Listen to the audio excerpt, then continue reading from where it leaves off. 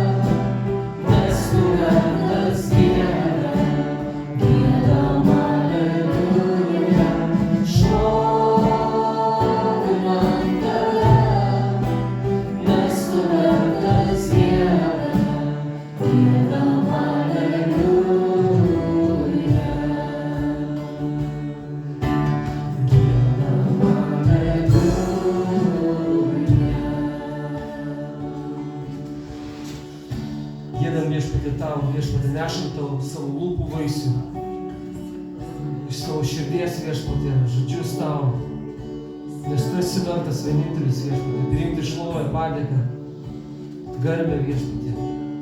Prieš tave priklaups kiekvienas kelias, dangų ir žemėje, ir tau nusilenks visa kūrinyje, tau nusilenks kiekvienas tavo kūrinys viešpatie, ir mes nusilenksime prieš tave. Ir mes šiandieną ieškome tavęs viešpatie, mes šiandieną mokomės pažinti tave. Prisilies prie kiekvienos širdies, prisilies prie kiekvienos ištroškusios širdies viešpatie šiandien savo dvasia viešpatie, savo žodžiu viešpatie, keisk mus, daryk mus panašesnius viešpatie į tavo sūnų Dievą. Tu mums siuntei išgelbėjimą per savo sūnų, tu mums davei gyvenimą ir šiandieną mums teiki dvasios, kad gyventumėm tavo dvasia, prisipildytumėm tavo dvasios, būtumėm pilni jos viešpatie ir eitumėm kaip tavo pasiuntiniai viešpatie, eitumėm kaip tavo tarnai, kaip tie, kurie turi gyvenimo žodžius, kurie gyvena viešpatie pašaukti tavęs. Dėkojame tau, brangus Dieve, už tavo išgelbėjimą ir meldžiame tavo išgelbėjimą mūsų miestui, meldžiame tavo išgelbėjimą mūsų šaliai, kiekvieniems namams viešpatie. Tu atveri duris ir mes meldžiame viešpatie, atverk duris mums skelbti Evangeliją, skelbti tavo gerąją naujieną, kad kiekvienas žmogus galėtų šauktis tavęs ir būti išgelbėtas. Ir pildyk savo bažnyčią išgelbėtaisiais viešpatie ir mokink mus visus pažinti tave ir mylėti vienas kitą. Tau vienam te būna šlovė viešpatie, tavo vardas te būna išaukštintas čionais. Dėkojam tau, Tėve, Jėzaus vardu. Amen.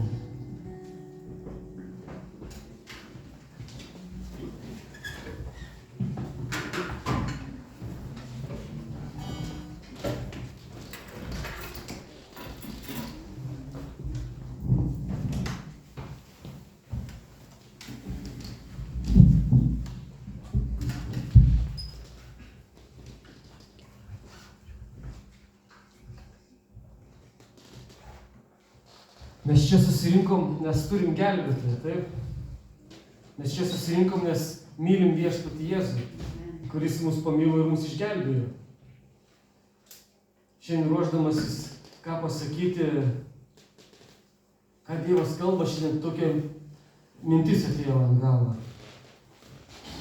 Galvoju, šitai žemėje gyvena žmonės, auga medžiai, miškai pilni žvėrių, dangus paukščių, jūros rūpės žuvų, žemėje gyvena visokie mikrobai, ore skraido bakterijos ir virusai, visokių dalykų yra. Žmonės būna sveiki, būna susirga, būna stipriai susirga. Ir pagalvojau, vaikystėje aš buvau susirgęs, kai 10 metų buvo sunkia liga, atsimenu pas močiutę svečiuose buvau, tada nakvojau. Taip buvo pūti šaltis. Atsistojau eiti, žiūriu, paeiti negaliu.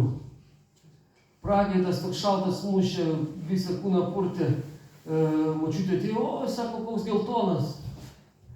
Visas, tai buvo blogai, po šiai dienai prisimenu. Ir ką tada padarė? Močiutė su seneliu, kai manot. Jos skambino į greitąją. Atvažiavo greitoji, daktarai paėmė mane, išvežė, uždarė į tokią infekcinė, kaip ten vadinosi, skyrių ligoninės, kur nieko lankytojų neįleidžia, viskas uždara. Ten aš ir dar kiti pacientai, gal 10 palatai buvom. Nesiėmė močiutė savo kažkokių veiksmų daryti, duoti arbatos, ar dar kažko, suprato, kad čia reikalas rimtas, iš karto į greitąją. Ir gydytojai darė gydymą, darė turbūt antibiotikus, kažkokius vaistus ir neleido valgyti sausainių ir gerti limonadą. Griežtai. Pasirodo, kepenys buvo pažeistos, jo kepenys valo organizmą ir nebuvo galima valgyti viso to, ką aš labiausiai mėgau. Visus skanumynų. Uždraudė.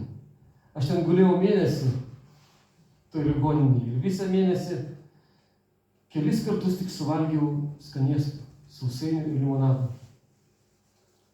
Dėl to, kad vieni tėvai pagalvojo, kad tie gydytojai labai jau stipriai engia vargšus pacientus ir vaikus.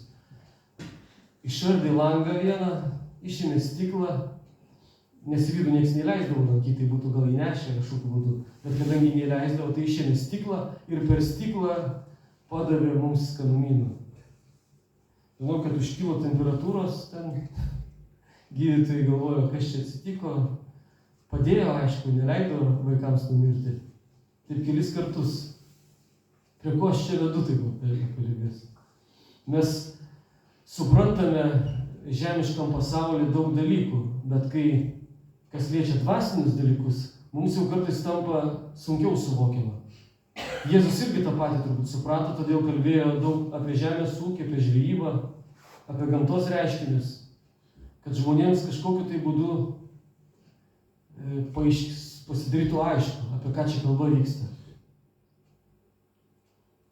Mes visi per Adomą, per mūsų protėvį susirgę buvom tokia baisia liga. Mirtimi, per nuodėmę, per Adomo nuodėmę susirgom baisia liga, kuri nepagydoma. Vieną dieną jinai baigėsi mirtimi. Ir ne tik tai nuo tos ligos, kur aš buvau susirgęs, jeigu būtų negydė, būčiau numiręs. Mano kūnas būtų miręs. Bet ta liga, kurią sergame mes visi žmonės, yra antiek mirtina, kad miršta ir dvasia. Ir dvasia amžiams, žmogaus siela, būna atskirta nuo Dievo. Tokia pasekmė šitos ligos, kurie atėjo per nuodėmę, per žmogaus nepaklusnumą Dievui. Ir šiandieną nuodėmė vis dar pražudo tūkstančius, milijonus, o gal net ir milijardus žmonių. Ir žmonės nepažinę Dievo eina į amžiną pražūtį, atskirti nuo Kūrėjo. Ir niekad nematys džiaugsmo, niekad nepatirs meilės, šilumos, ramybės. Niekada. Šita liga yra labai baisi.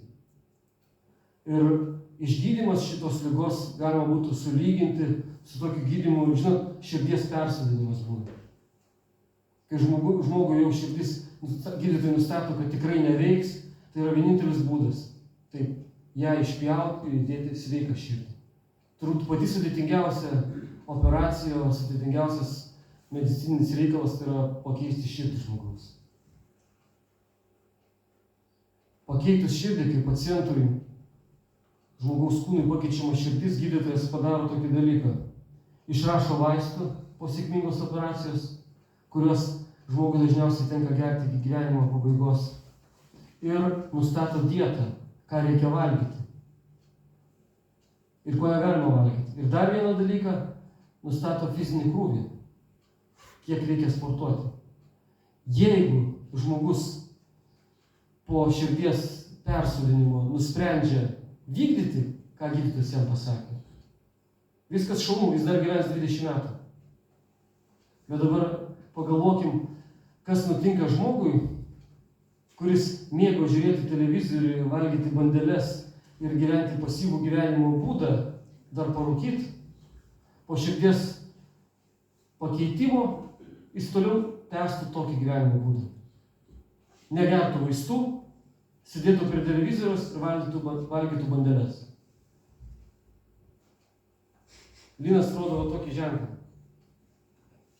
Tai reiškia viskas. Ta laimė persodintos širdies ilgai nesitęs. Jis pirmiausia blogai jaustųsi po operacijos, nes ten reikia laiko atsigauti. O net nepradėjęs gerai jaustis, numirtų. Ar visi sutinkat su manimi? Čia paprasta kaip 2x2. Lygiai tas pats yra dvasiniai plotmėje. Dievas mums, kaip pažadėjo per pranašą Jeremiją, per pranašą Izaiją ir kitus pranašus, per Dovydą, padarė pačią nuostabiausią operaciją, kokią joks žmogus, joks chirurgas negali padaryti. Jis pakeitė mūsų širdį. Iš akmeninės mirusios širdies, atskirtos nuo Dievo, įdėjo į mūsų vidų naują širdį. Gyvą širdį, širdį, kurios akys mato Dievą. Jis sukūrė mumise naują žmogų, davė naują pradžią mums visiems. Mes dabar patyrėme jau Dievą, mes kasdieną patyrėme jo stebuklus savo gyvenime. Mes galime suprasti ir pažinti, kad jis iš tikrųjų gyvas ir jis mane myli. Ta širdimi, kuri man įdėta nauja, suteikta. Bet vieną dieną jisai ir pakeis mano mirtingą kūną. Ir aš matysiu jį akis į akį. Ir gyvensiu meilėje, ramybėje, džiaugsme, taikoje. Visiškoje laimėje, kokia tik tai gali būti, suvokiama. Bet iki tos dienos dar yra truputį laiko. Kai širdis pakeista, aš pasirodo lieku gyventi tam pačiame kūne. Viešpats mano kūno nepakeitė. Jis išgydė kažką manyje. Bet kūnas liko toks pat. Ar kas nors turi naują kūną? Galim teikti kiaurai sieną. Ne, neturim tokio kūno. Kūnas mūsų išliko. Išliko toks, koks jis buvo prieš operaciją. Ir kol šitas kūnas gyvena žemėje, mums yra likę laiko. Per tą laiką mūsų dangiškas gydytojas yra išrašęs mums vaistų, yra nurodęs mums dietą ir fizinius pratimus, kuriuos mes turime daryti. Jeigu mes jų nesilaikome, gydytojas nekaltas. Gydytojas padarė viską, kad mes gyventume. Viską. Iš tikrųjų, mūsų dangiškas gydytojas paaukojo savo sūnaus gyvybę. Jis atidavė savo sūnų Jėzų, kad jisai prisimtų mūsų lygą, mūsų tai, ką mes darėme taip. Prisimtų ant savęs, už mus iškentėtų, prisikeltų ir būtų mums amžino gyvenimo viltim. Apie tai mąstydamas, aš iš tikrųjų tai mąstyti pradėjau skaitydamas laišką Titui. Ir laiške Titui, 1 skyriui, Paulius, rašydamas savo vienam iš bendradarbių, kurį buvo palikęs Kretos saloje, kad jis tenais paliktų vyresniuosius, kad jis sutvarkytų bažnyčios reikalus, pasakė tokį dalyką apie kretiečius. Aš seniau skaitydavau ir galvodavau, kad čia rašo Paulius aplamai apie Kretos gyventojus, kokie, tuoj perskaitysiu tą eilutę, kokie tie Kretos gyventojai blogi. Bet po to, o dabar visai nesenai man toks prasivėrė akis vieną dalyką pamačiau. Čia sakoma, 1 skyrius laiško Titui nuo 12 eilutės. Vienas iš jų pačių pranašas, tai čia apie kretiečius sako, yra pasakęs, kretiečiai visada melagiai, pikti žvėris, tingus pilvai. Tai va vienas iš pranašų, greičiausiai, kad krikščionis pranašas, yra pasakęs, kokie yra kretiečiai. Ir Paulius tvirtina 13 eilutėje, šis liudijimas teisingas, todėl sudrausk juos griežtai, kad būtų sveiki tikėjimu.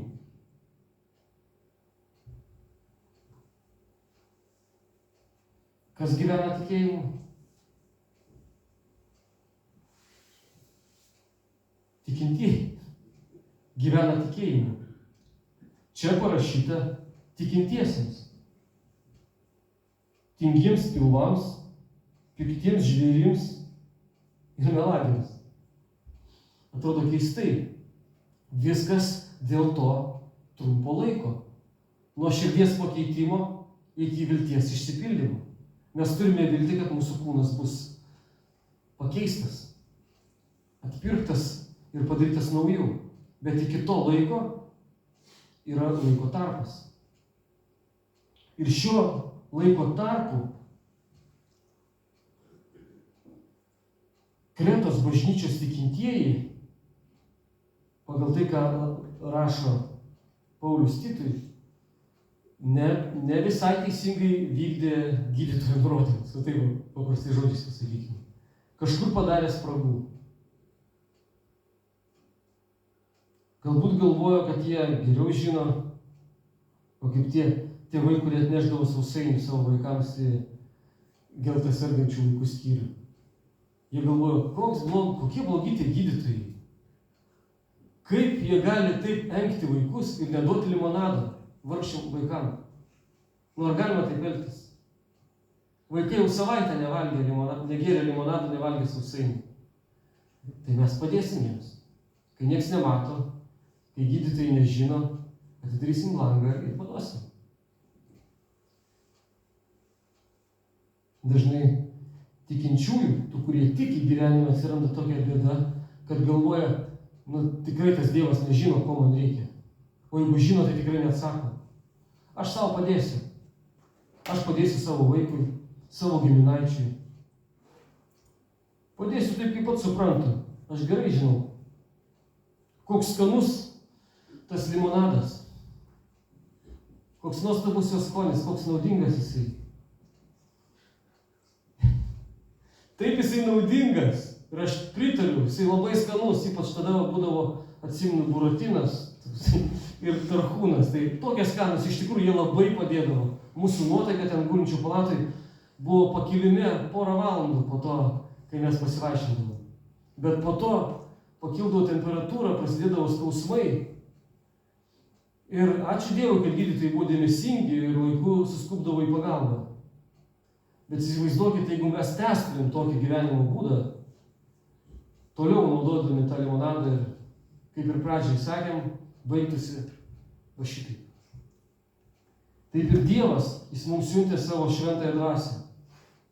Jis mums davė vienas kitą.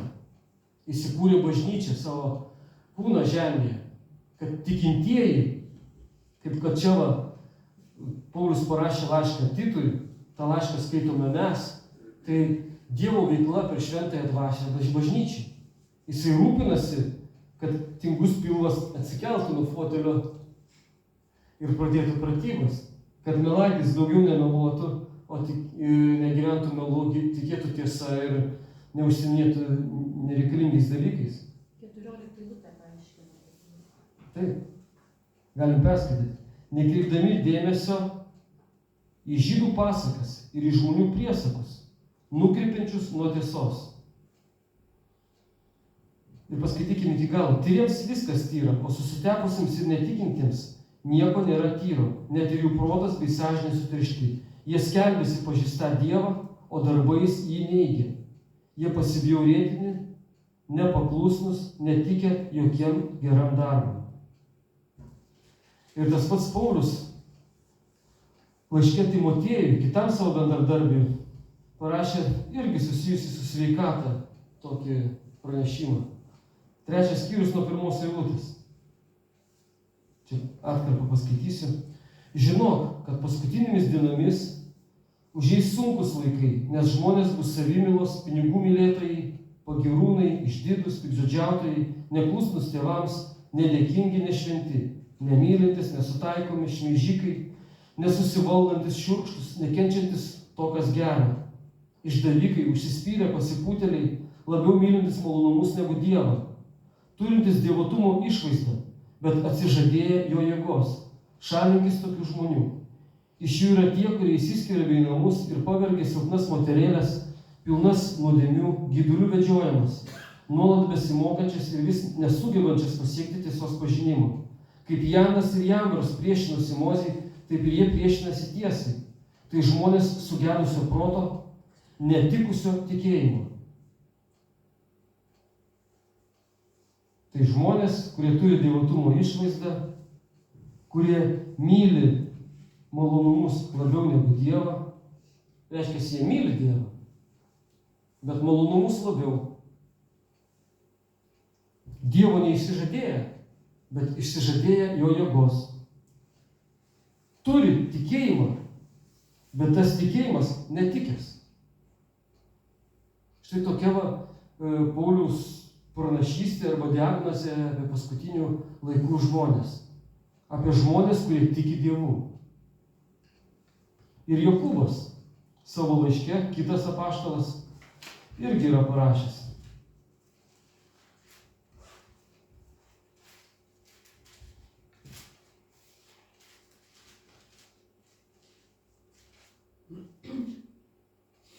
Čia bus 2 skyrius laiško Jokūbui.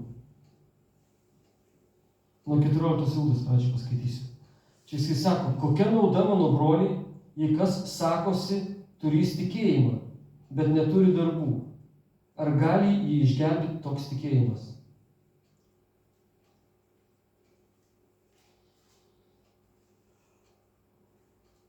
Negali. Toks tikėjimas negali išgelbėti. Tikėjimas nėra žinojimas, kad yra Dievas. Čia ir toliau kitoje eilutėje sako Jokūbas, bus 19 eilutė. Jisai sako, tu tiki, kad yra vienas Dievas, gerai darai ir demonai tiki ir dreba. Ar nori žinoti neišmintingas žmogau, kad tikėjimas be darbų miręs?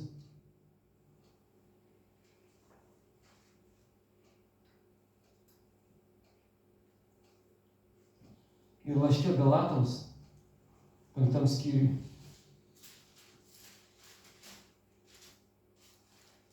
Šeštoji eilutė parašyta. Nes Kristuje Jėzuje nieko nereiškia nei apipjaustymas, nei neapipjaustymas, bet tikėjimas veikiantis meilę. Jėzuje Kristuje nieko nereiškia, tu esi geras žmogus, atitinkantis reikalavimus įstatymo, apipjaustytas, ar geras žmogus neapipjaustytas. Jėzuje Kristuje reiškia tikėjimas veikiantis meilę. Čia neparašyta, Jėzuje Kristuje reiškia tikėjimas. Čia parašyta tikėjimas veikiantis meilę. Tikėjimas Dievu veikia. Ir veikiantis tikėjimas yra gelbstintis tikėjimas. Kaip kad tikėjimas gydytojų veikia mūsų kūną ir mes sveikstame tada, kada mes vykdome gydytojo nurodymus.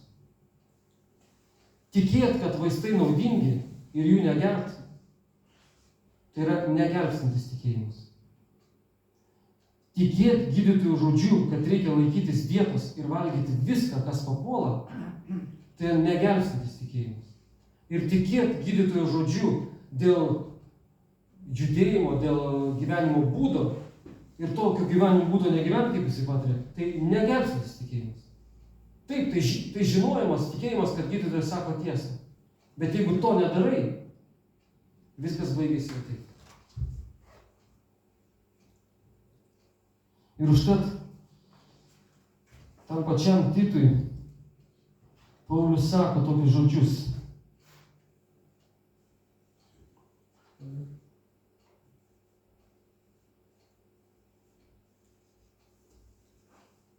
Pasakysiu.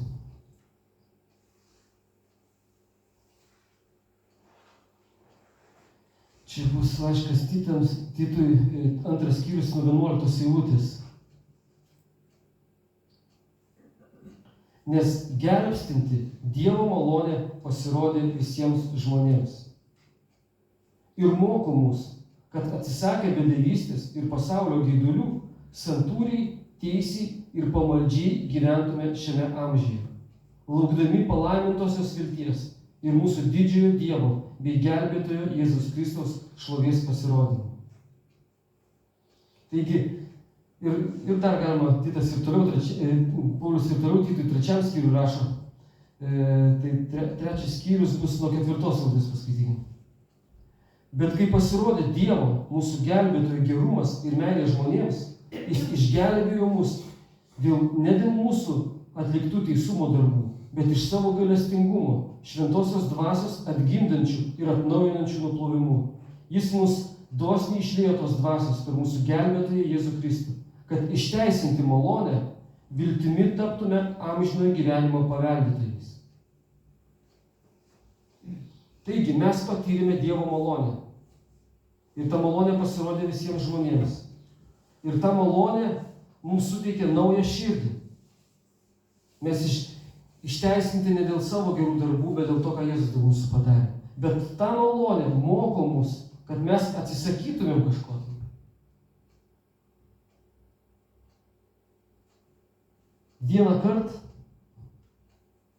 Pirmą kartą, kai pasakiau Jėzau, ateik į mano gyvenimą ir man atsivėrė raštas, aš supratau, kas čia rašoma.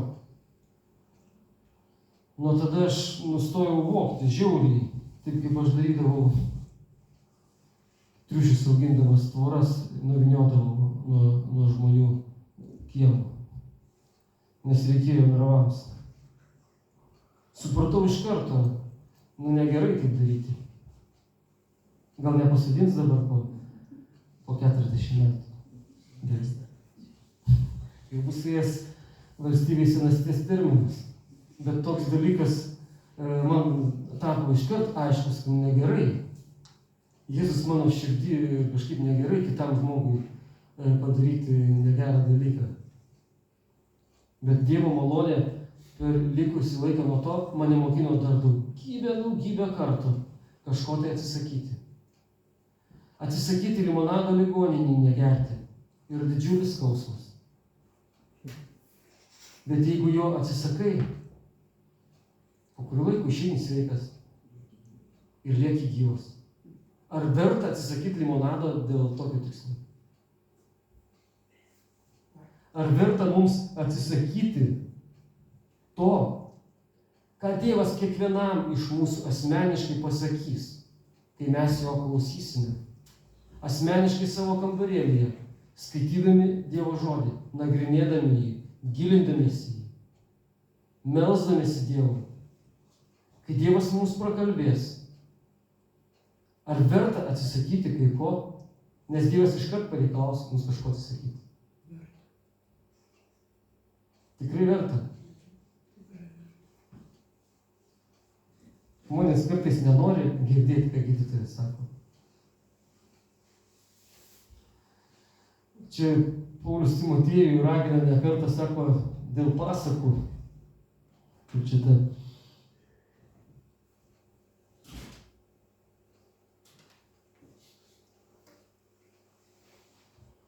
Neįžiūriu.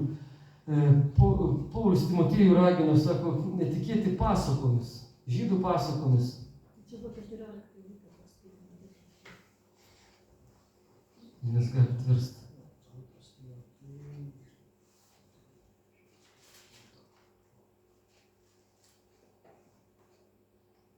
Žinot, tokia pasaka yra, kad Dievas man viską atleido ir aš galiu daryti, ką noriu.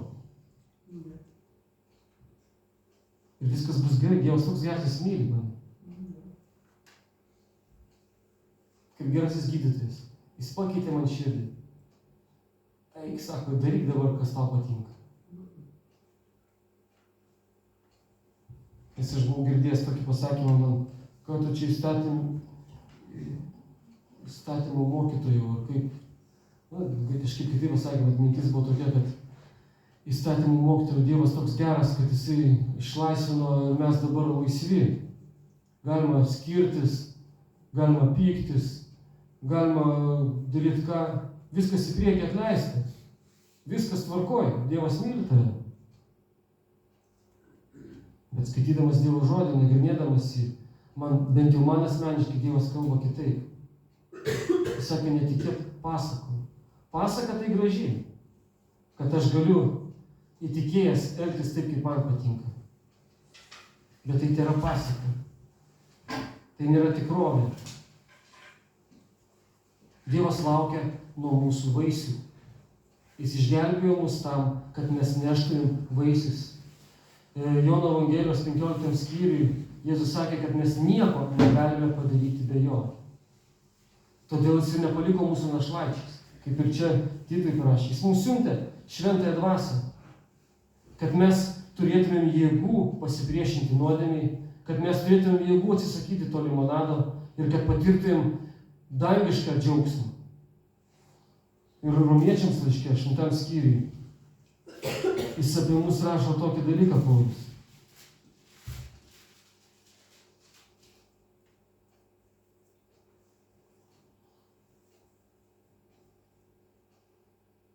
Nuo 22 eilutės.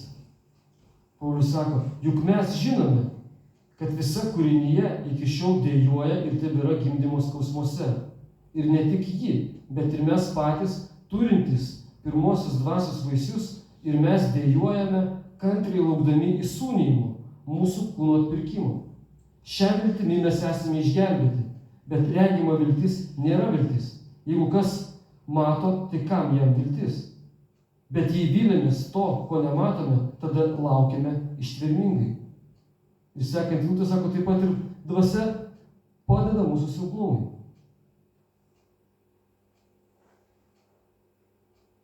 Mes turintis dvasios, pirmosios dvasios vaisius, kaip ir visa kūrinyje, laukiame viešpaties sugrįžimo. Laukiame tos dienos, kada kūrinė bus pakeista ir mes būsim pakeisti. Ir turime viltį. Tai bus priekyje, iki to praeis laikas. Tam tikras laikas. Ir mes laukime dejuodami, kantriai. Kam mums dejuoti, jeigu viskas gerai? Dėl ko tikintieji dejuoja? Dėl ko tikintieji laukia kantriai? Kam reikia to ištvermingumo, ištvermingai? Ir iš kur tos dejonės? Pauliui reikėjo ištvermės vykdant savo pašaukimą gauti lazdų, iškęsti. Iškęsti pavojus jūroje, nuo žvėrių pavojus, išdavystės įvairiausias, kirčius, kuriuos jis patyrė, nepriteklių. Ir padejuoti reikėjo. Mes šiandieną irgi renkamės dejuoti ar ne. Jeigu pavedam savo kūniškumą dvasiai, mes tikrai patirsime dejonę. Bet jeigu gyvensime taip, kad be dejonių, tai tada pasakysiu, kaip Paulius mėgdavo tiesiai šviesiai viską tai priešdavo, kam nusipjaut, kam būt prakeiktam, kam dar kažką tiesiai šviesiai sakydavo. Bet jeigu mes dabar nedejuosim, tai ateis viena diena, kad dejuosim. Tai tikrai, 100%. Bet jeigu dabar trumpą laiką padejuosim, tai ateis diena, kai ašaras mūsų užuostis ir mes džiaugsimės. Jeigu dabar negersim limonado, tai truputį pakentėsim. Bet išėję džiaugsimės. Ar ne taip? Bet, kad išgirsti, ką daryti, kur mums padėjot, mes turim turėti kasdienį, nenutrūkstamą ryšį per dvasią su Kristumi. Per dvasią su jo žodžiu. Ir ryšį su Kristumi, ir ryšį bažnyčioje vienas su kitu. Be bažnyčios ir be Kristaus mes prisiklausysim pasakų, patikėsim pasakom, gyvensim iliuzijose, džiaugsimės, kada reikia liūdėti, liūdėsime, kai reikia džiaugtis ir viskas baigsis blogai. Bet jeigu mes nuoširdžiai iš visos savo širdies ieškosime viešpaties, būsime budrus ir tikrai vertinsime, ką Dievo žodis kalba, kad jis kalba tiesą, tada mes būsime bažnyčiai, mylėsime vienas kitą, mūsų tikėjimas veiks meilę, jis nebus tuščias, mes pasitikėsime jo žodžiu, atskirsime nuo savo gyvenimo tai, kas Dievui nepatinka ir darysime tai, kas patinka, mes auksime tikėjimu ir mūsų vaisius Dievo šlovai auks kasdien. Ir mes atnešime vieną dieną vaisių Dievui, mūsų pasikeitusius charakterius, išgelbėtus mūsų artimuosius, žmonės, kuriuos Dievas duos mums sutikti. Mes nešime tokį vaisių. Kitaip neįmanoma. Dievo žodis nemeluoja. Dievo žodis sako tiesą. Tai galbūt mums reiks pakentėti, bet tai tik trumpalaikis vargas. O mūsų laukia amžinoji šlovė. Ir mes turime tą viltį. Ir tą viltis išlaiko. Mums kartais pasitaiko, kad mes suklystame šito belaukiant. Dievas žinojo tai. Jis siuntė savo sūnų gyventi kūnų žemėje. Jis gyveno tokiam pačiam kūne kaip ir mes. Ir Jokūbas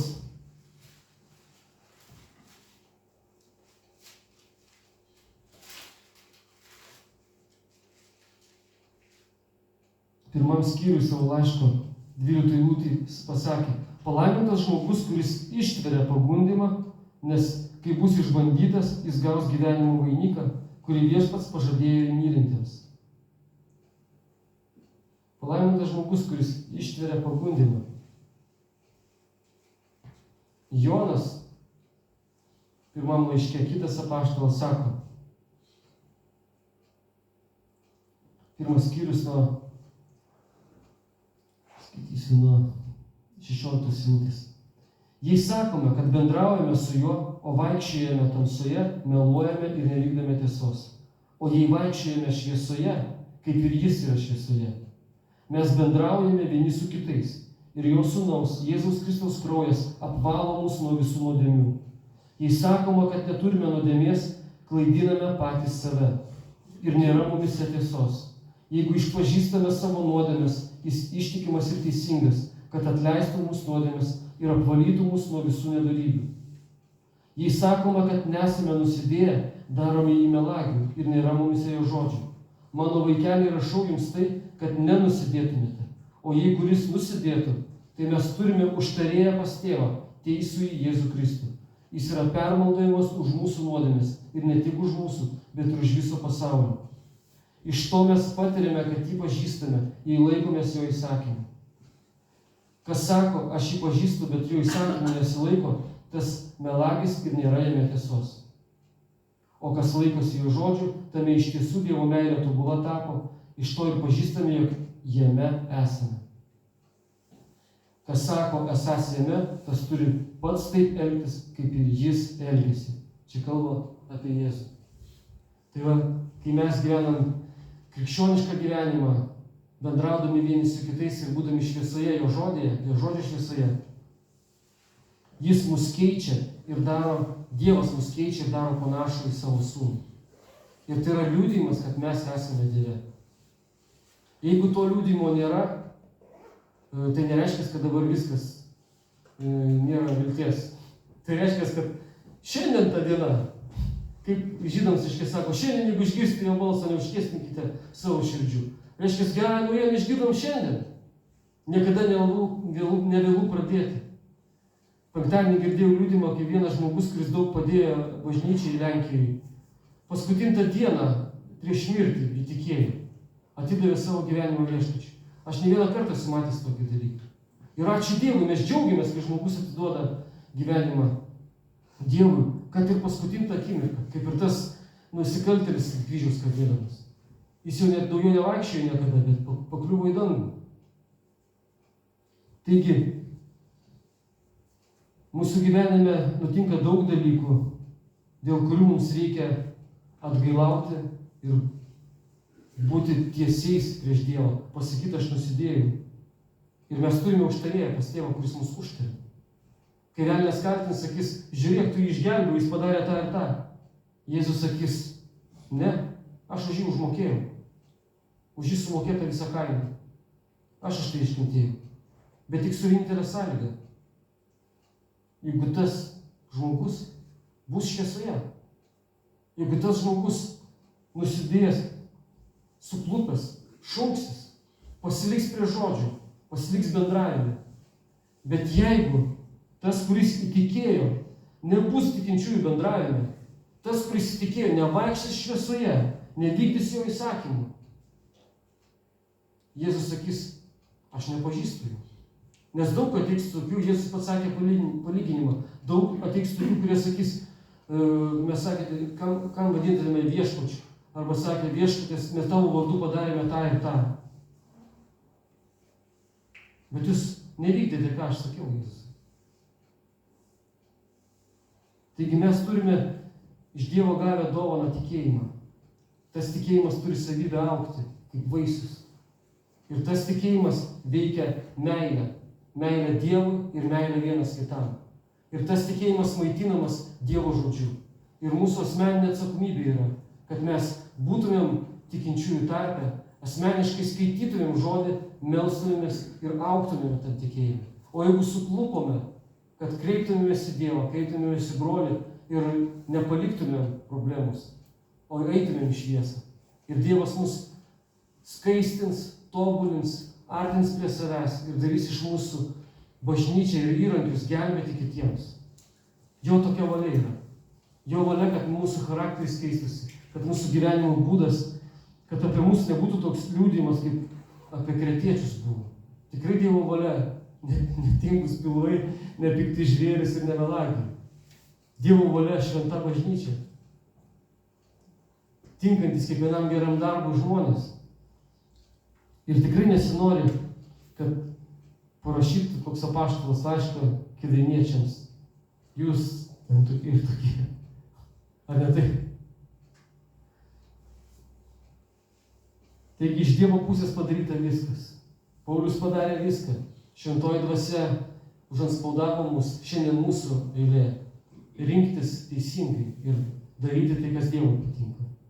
Tai jau toks palinkėjimas man savo pačiam, savo šeimai, jums visiems. Ir tegu Dievas mus laimina, veda, neprasilenkime su jo valia. Amen.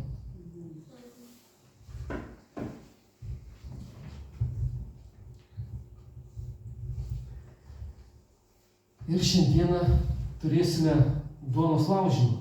Pirmas sekmadienis mėnesio tradicija tokia.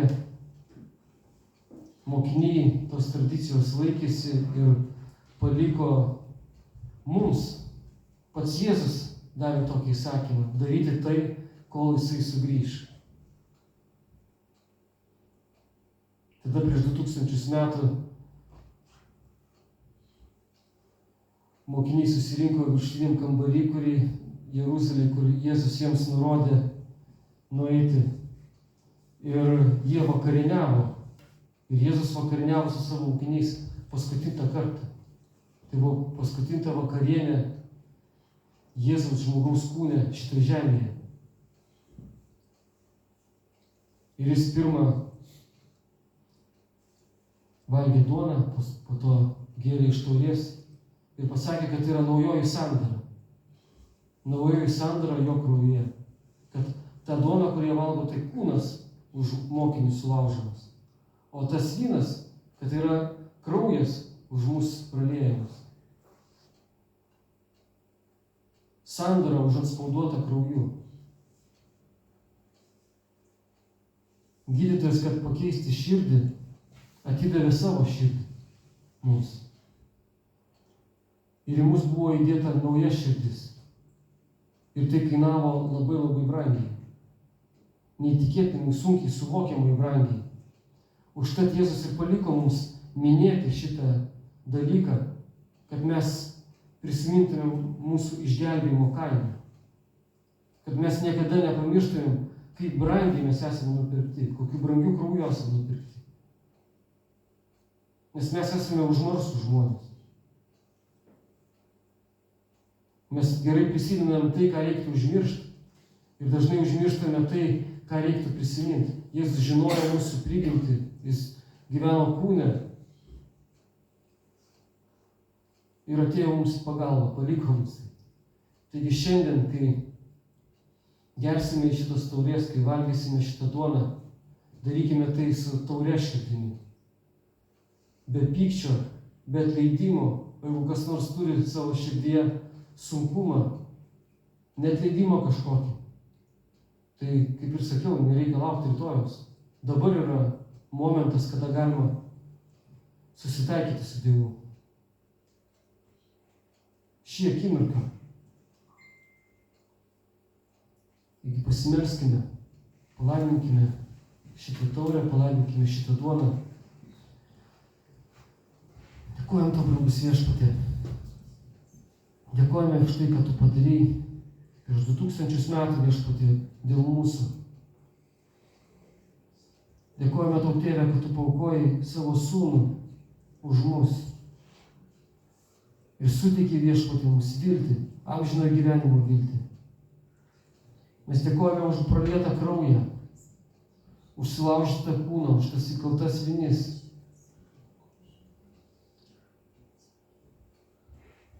Mes žinome, kad tai iš tavo meilės atėjo mums. Ir tavo meilė tokia nuostabi mums, Viešpatie. Suteik, Viešpatie, mums šviesą, kad mes suvoktumėm dar giliau, negu suvokiam šiandien, negu suvokiam iki šiol. Dar giliau suvoktumėm, kokią kainą už mūsų sumokėta. Ir brangintumėm tai, kad niekas mūsų neapgautų pasakomis, plepalais.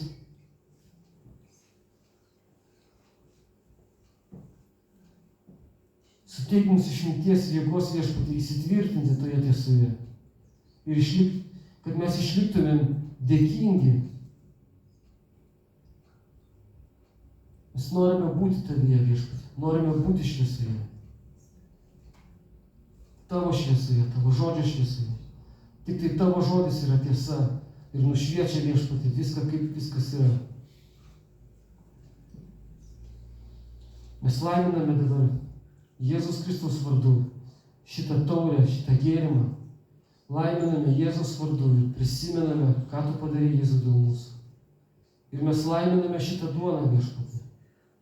Ir suvokiame, viešpatį, kad esame tavo kūno nariai, tavo krauju atpirkti ir įskiepti tavo kūną, į tavo bažnyčią. Sujunk, viešpatį, mus meilės ryšys vienas su kitu. Kad mes mylėtume viens kitą, kaip tu mus pamilai. Ir atidavai savo gyvybę dėl mūsų. Kad ir mes taip mylėtumėm vienas kitą. Sugebėtumėm priimti, viešpatį. Ir būti vienos minties. Ir pašlovinti tave. Tavo dvasia ir tiesa. Vykdyti tavo įsakymus. Mylėti vienas kitą ir mylėti tave. Dėkojame tau už tavo meilę parodytą mums. Jėzus vardu. Amen.